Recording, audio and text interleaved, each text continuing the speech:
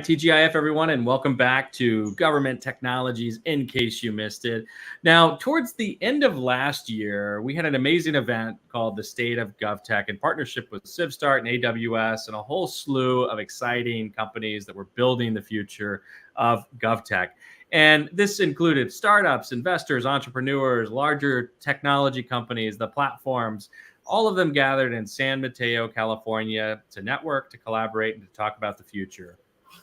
Yeah, and Dustin, this event, as you know, featured 4 GovTech Demo Day sessions in which we had promising startups appearing to discuss their solutions in front of a panel of judges from both the public and the private sectors. There were 25 separate companies there, and they're all evaluated by the judges based on factors that included innovation, growth potential, equity, differentiation, and company maturity.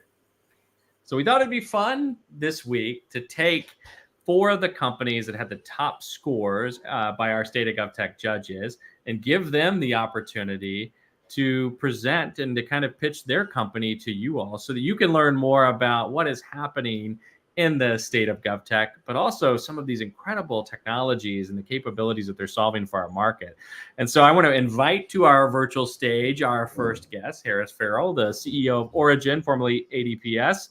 Harris, thanks so much for carving some time out to share a little bit more about your company.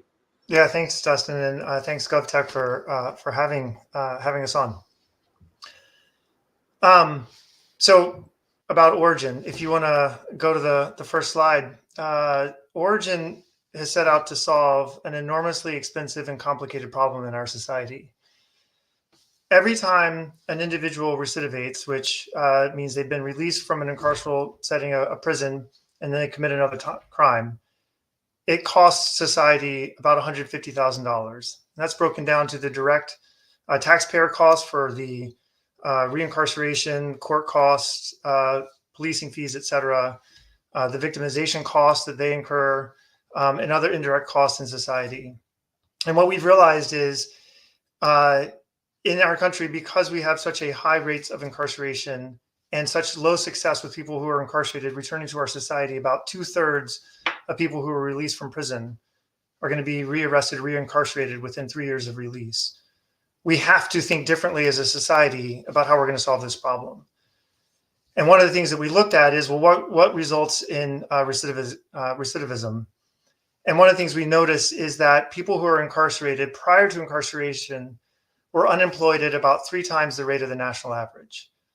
And if you look at post-release success factors, employment is one of the biggest drivers of success for someone returning to society in terms of being able to provide for themselves, provide for their family, access health and healthcare and resources, attain sustainable and stable housing.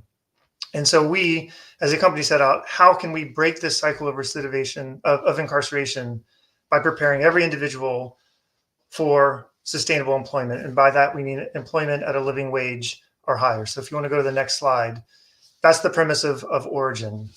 We're an education technology company focused on providing better educational opportunities for people who are incarcerated. We have a whole cloud-based learning platform where we bring in best of breed content partners in different verticals for education, job training, rehabilitation.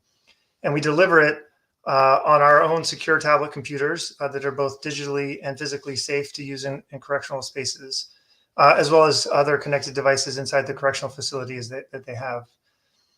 What we focus on, though, is not just providing access to education. That's one pillar that's necessary, but you have to think about the entire individual. So what we have is the whole learner framework. And we really spend a lot of time thinking about how do you motivate and engage somebody in service of educating them and equipping them for successful reentry. And so how do you tap into their hopes, dreams, and aspirations? How do you help them see the potential of who they can become? How do you create a learner experience where it's not just about going through coursework, but seeing the purpose of that coursework, seeing the value, understanding how their interests can translate into attainable job opportunities post-release? And so jurisdictions are increasingly turning to us to help them solve some of these very complicated problems inside their correctional facilities. There are massive wait lists to get in access to programming. Only about 17% of the incarcerated population has access to programming. And so we're helping dramatically increase that so that people can get in access to their adult basic ed or high school equivalency coursework, into the job training programs, into their rehabilitation programs. We're helping people increase their ability to get earned time credit, which actually reduces their sentences, decreasing the workload of their staff, and complying with court orders and court mandates.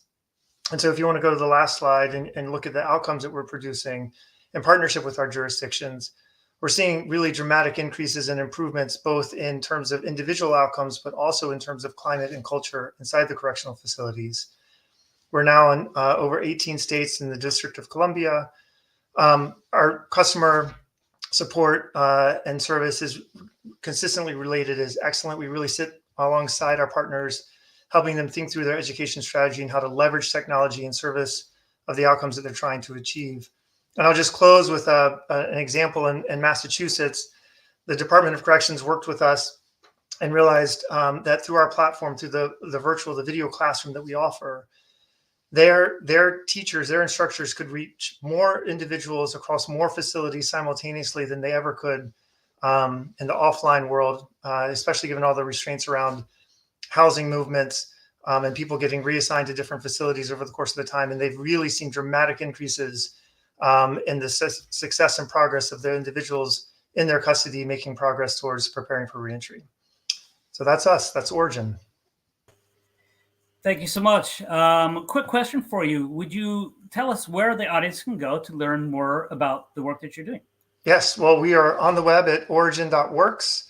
We're also you can find us on LinkedIn if you want to follow us and stay up to date in terms of what we're doing and who we're talking to and the research that we're producing. Great. Thank you. Thanks very much. Okay, our next guest, in case you missed it today, is Bertram Lyons. He's the CEO, co-founder of MedEx Forensics. And Bertram, welcome. Tell us about the work that you are doing. Sounds great. Thanks, Mark. I appreciate y'all having us on today. Could you, this works great. Thanks. So I'm Bert Lyons. I'm CEO and co-founder here at MedEx Forensics. We're a digital forensics company. We deploy technology to automate file format analysis, really hoping to reveal greater truth in digital evidence, increase the value of digital evidence in investigations. So what does that mean? I'll tell you real quickly. I spent my career as a digital archivist, and now here I am building software for justice and public safety. I'm going to tell you a little bit about why that is here. In 2016, I started working with the FBI based on some relationships we had with my previous job at the U.S. Library of Congress, where I did work on digital history. And we were asked to bring some clarity to questions around proving the authenticity of digital evidence. So questions were around, were videos of around that time, 2016, were videos of some beheadings that were showing up on the web true or fake? What cameras were being used to create child sexual exploitation videos online?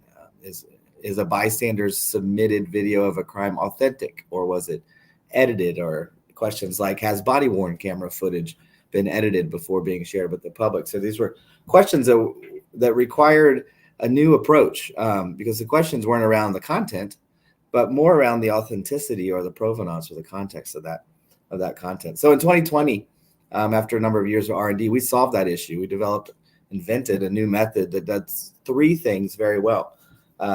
It identifies the originality of a video file. It identifies the source software and or hardware that created that video file. And then it also focuses on identifying tampering or modification of a digital file. And most importantly, the methodology was needed to be able to succeed at the scale and speed required in today's digital landscape. So, after that work in 2021, we founded MedEx Forensics. And our flagship product is what we call the MedEx Video Authentication Platform, as seen on this slide here. It's a scalable tool for agencies and other users to conduct thorough and automated digital video authentication on a wide range of evidence items and investigative assets. We offer a software as a service platform. We also offer on-premise desktop application or an API that users can examine those evidence files as quickly as as possible and at scale. Among other important uses, I'll say we are a first line of defense when it comes to the currently proliferating threat of deepfake and synthetic media in the law enforcement community.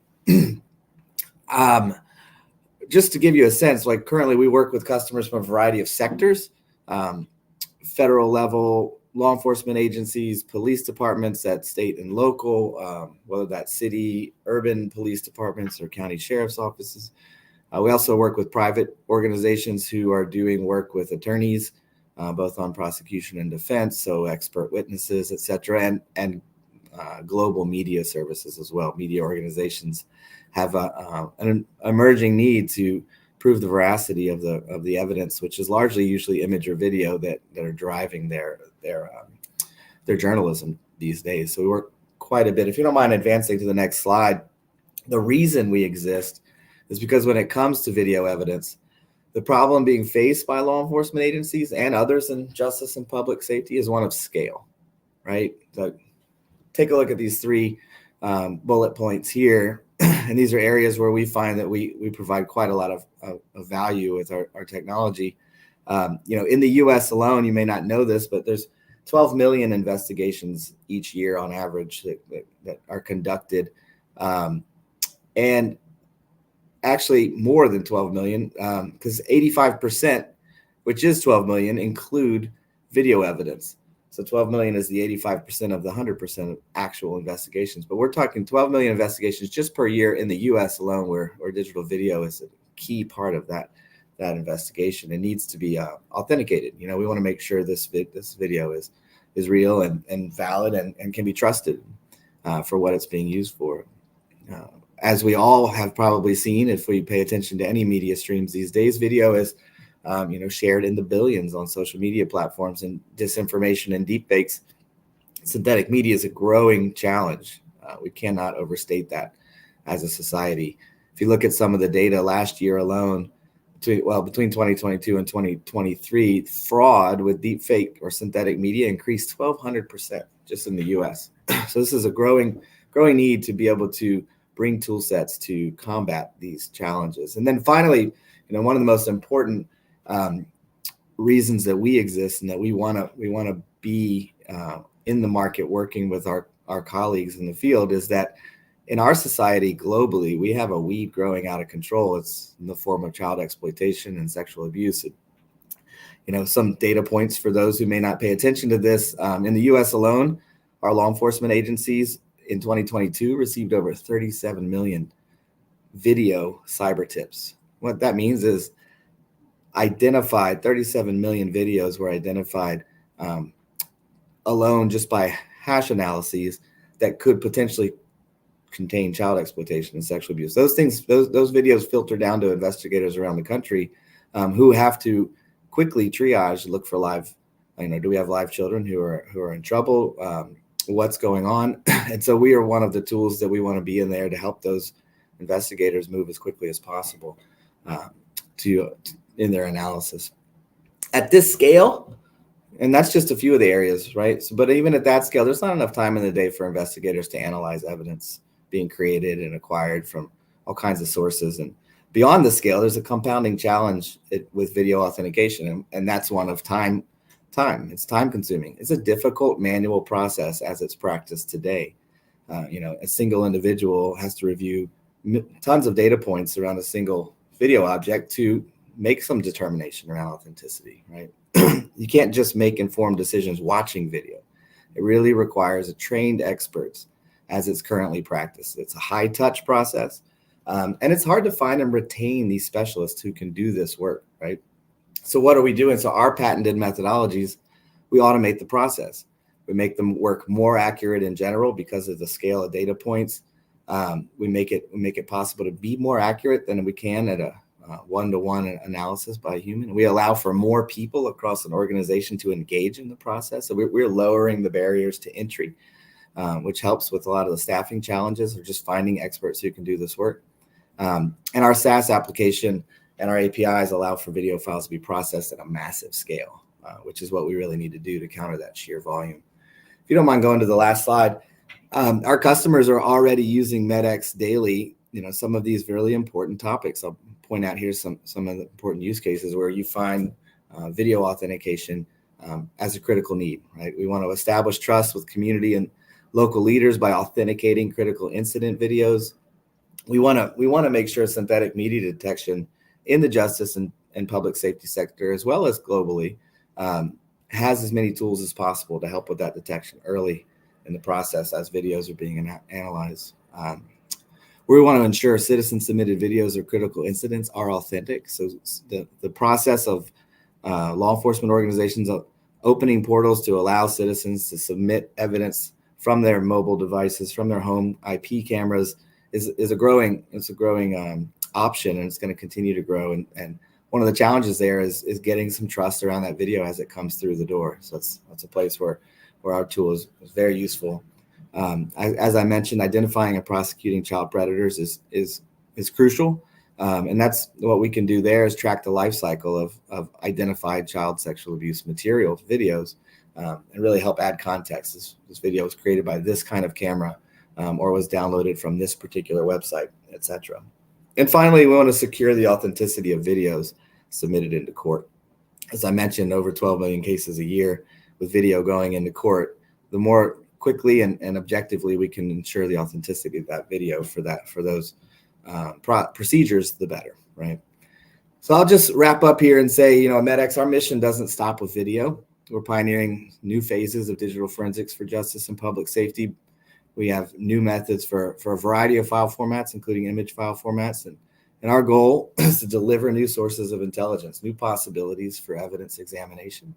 So join us now in our video authentication platform and let us power up your investigations. Thank you very much.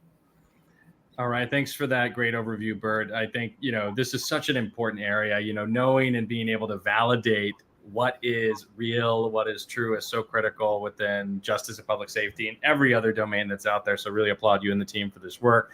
Easiest question for you is just where can our audience go to learn more about this? Right. Well, at the bottom of the screen, our website, medexforensics.com. We're always there. We got a chat bot if you want to talk to us immediately. And as Harris mentioned, we're similarly available on LinkedIn, MedEx Forensics. You'll find us there. All right. Thanks so much for hopping on and joining us. Now, our next guest is Neil Satra, the CEO of Societal Systems. Neil, thanks so much for carving some time out to share more about your company. Thanks for having me, Dustin. My name's Neil Satra. I am the CEO of Societal. I'm going to tell you a story about a grandmother. You can picture your favorite grandma in this story, right? So imagine that grandma gets dementia, as my dad did a few years ago. Because grandma can no longer manage her finances, the county probate court assigns a guardian to manage grandma's money for her. Let's call him Sam. But Sam steals grandma's retirement fund and spends it on himself instead. The court is supposed to audit Sam's expense reports and catch this theft, but courts are using old software, they have staff shortages, so they often miss these kinds of issues. Next slide, please. So that's where Societal comes in. We partner with courts to provide a guardian portal where it's easy to submit these expense reports, whether you have a lawyer or not. It's a pretty big system, but here's a few key features that courts love. First, 40% of reports are submitted late. That means that issues are caught late and grandma's accounts have already been drained by the time you can do something about it. Now, if you sign up for a dental cleaning, your dentist will send you 3 text messages and email reminders to make sure you show up on time. So when the stakes are so high in a court case, we want to enable courts to also send automated text and email reminders. Second, imagine writing up every expense, every investment account, trade, or dividend for the year. It would take hours, but we can import it directly from your bank in minutes. For good guardians, this means that you can now focus your time on taking care of grandma instead of doing paperwork. For bad guardians, it's so much harder now to get away with common scams like forging bank statements or rounding up expenses. Finally, we provide court clerks a review portal where their rules and our AI flags suspicious transactions for the judge to review, making it easier to catch bad guardians. Now, Dustin, I know, AI is a hot topic these days. You've had a few podcast episodes about it, trying to distinguish between, what are party tricks and what are real results. My previous job was building AI for governments at Google. And I learned that AI is only as good as the input data. So we're uniquely able to power this AI fraud detection because we're getting this raw data directly from the banks and coupling that with the recent advancements we've seen in LLM technology. Next slide, please. So guardianship is just one case type, and it might sound small, but this problem is actually massive. There's $50 billion in assets under management for guardianship, and another 36 trillion being transferred from one generation to the next as baby boomers retire. That's a huge lucrative target for bad actors, which is why 1 in 10 elders already experience abuse each year. So this problem is so large that just in 9 months after founding last year, we've already completed procurement and gone live with our first court customer in Illinois. We're launching pilots with legal aid societies and estate attorneys in California and Illinois pretty soon. And this is just the start. Already, courts are repurposing our software for a wider use case, which is estate administration when people pass away, which targets a lot more of that $36 trillion wealth transfer. And beyond probate court too, we're starting to see applications in the general justice system. So it turns out that we can apply modern technology to many parts of the justice system to drive societal change. Thanks. Great. Thank you very much, Neil. Appreciate it. Can you, again, share with our audience what's the best way to find out more about the work that you're doing? Yeah, so our website's over here, societalsystems.com. We're creating a lot of content with folks around the state, around the country who are working in guardianship. And so whether our solution is right or not for you, you probably can learn a bit about what other courts are doing as best practices for guardianship. Great. Thank you so much. Appreciate it. Now I'd like to welcome to, in case you missed it, our fourth guest today, and that is Anshuman Bapna, the co-founder and chief learning officer of Terra.do. Welcome. And please tell us about what you are doing in the GovTech. Thanks, Mark, and thanks for having me on the podcast.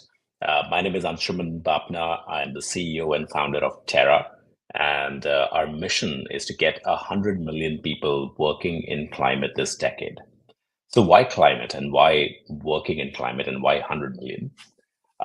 My own background has been as a tech entrepreneur, starting and selling multiple companies, worked at Google and other places in the past, and then had a classic midlife crisis a couple of years ago, looking at the scale of the crisis that climate change was for us and for future generations. But just like the old proverb that behind every crisis is also an opportunity, what's becoming amply clear is that the climate crisis also presents us an opportunity to change fundamentally every single economic system that we have. We are talking about changing sectors as diverse as energy, agriculture, transportation, manufacturing, construction, and even horizontals like finance. And underlying a lot of that is what's happening at the governmental level, in terms of policy discussions, but also policy implementation. And all of that requires this massive level of upskilling for every individual who is connected to the climate economy in one way or the other, including people in the government who have to decide what to do with the IRA money, how to put climate justice at the center of what they do, and so on. So we started the company 3 years ago. We built a full stack of talent transitions into climate. We do 3 things. We run learning programs, which I'll talk a lot more about. We run now the world's largest job board for jobs in climate and sustainability. And third, we have underlying all of that, a global community of practitioners, of experts, of individuals, organizations who are already doing transformative work in climate and sustainability. And they're spread across not just 25, but almost 60 plus countries now. So let's zoom out for a second on how we do what we do. So we run some of the best climate learning programs, in my opinion, in the world. And they range from everything that sits inside climate. So we have a foundational program for mid-career professionals like myself who are trying to make sense of what's happening on the science side, on technology, policy, and so on. But then we have specialized programs that sit on top of that, that range from what's happening in ESG to how to do what is regenerative agriculture to how to use software for building climate tech solutions and so on. Across the last 3 years, we have graduated over 3,000 people all across the world from 25 plus countries. US is our largest market by far.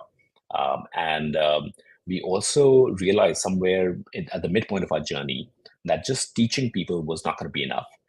In fact, that's kind of embedded in the name of the company itself, which is Terra.do, as opposed to Terra.edu or Terra.learn. And that came from this core belief that the climate crisis is such that we don't have time to just learn and sit back. We have to apply that learning as quickly as possible into action and into our jobs, into the work that we already do. So at the midpoint of our journey, we decided to also roll in jobs as part of our mandate. So we ended up building this job board, which has about 40,000 plus climate jobs already. And more interestingly, we have about 700 employers in the climate space who hire from our platform, and we run things like online job fairs. So every week we get about 5 to 10 organizations that are in climate that are hiring to come in and present for about 5 or 10 minutes, not too dissimilar from what's happening here right now. And on the other side, we have 1,000 people logging in. Recent college graduates, people who are working in policy, people who are working in government, trying to figure out what roles are available and what these companies look like. And the third thing that we have done is to build a community which is very empowered and very active on its own.